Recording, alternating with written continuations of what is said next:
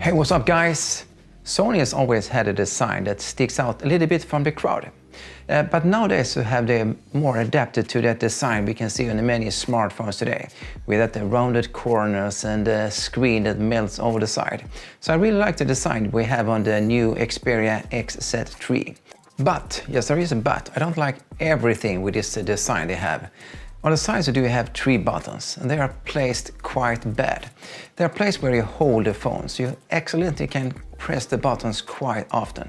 Sometimes you press the camera button in the middle of the software or something like that, so you accidentally press the buttons. So I don't really like this placement, so this is something they should change, so you can hold the phone without pressing the buttons. Then we have something they call Side Sense. And this is a menu you can activate by double tapping on the side. Then you get the prediction of the software that you want to use next. But here you also have a problem. This is activated too easily.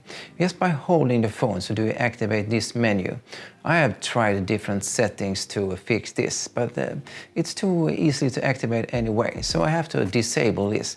But this could be a cool feature, so you easily can access your software. But maybe can they fix this with a software update? But when it comes to the screen, so do the Xperia XZ3 delivers. Here you have a 6-inch OLED display that has excellent colors, contrast and even clarity. So this is really good when you're watching YouTube or scrolling through your social media. And to improve your experience here when you're watching like YouTube, so do you here have 2 front-facing speakers.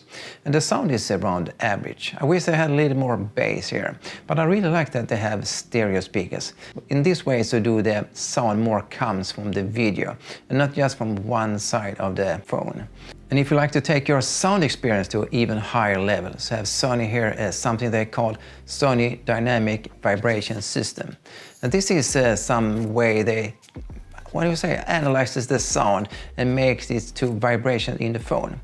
But right now, so do I feel that the vibrations is not in sync with the sound. I would more like to have it, you know, when you hold your hands on the speaker and you can feel the bass.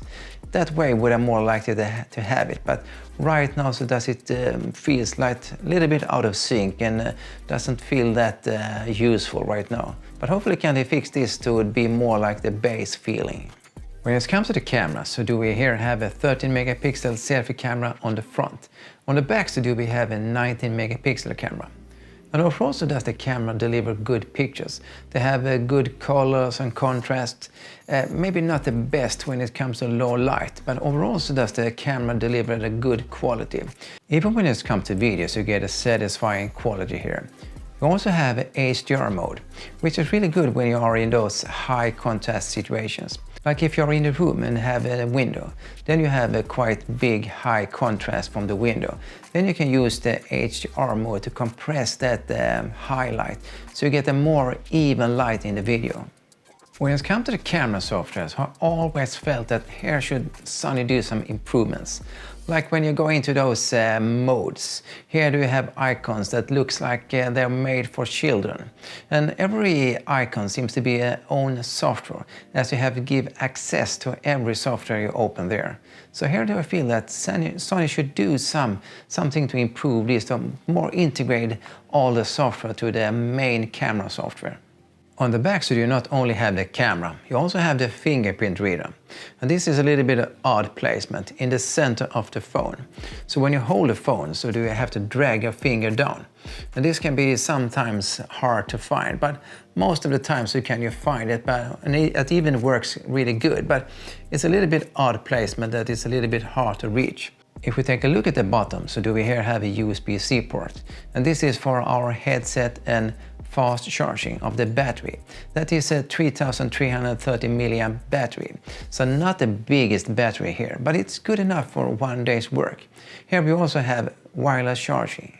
When it comes to the specifications, so do we here have a Snapdragon 845, 4 GB of RAM and 65 GB of internal storage. Not the most, but here can you upgrade with a SD card to 512 GB for you who need a little bit more space. When I look at the Xperia XZ3, so do I feel that there are things that I would like to change, like the placement of the fingerprint reader and also the buttons. But there are also really good things like the camera and the screen that really delivers. And I think that is, guys. But if you don't want to miss my upcoming reviews, so press that subscribe button.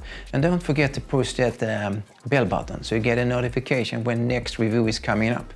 But now it's time to say over and out.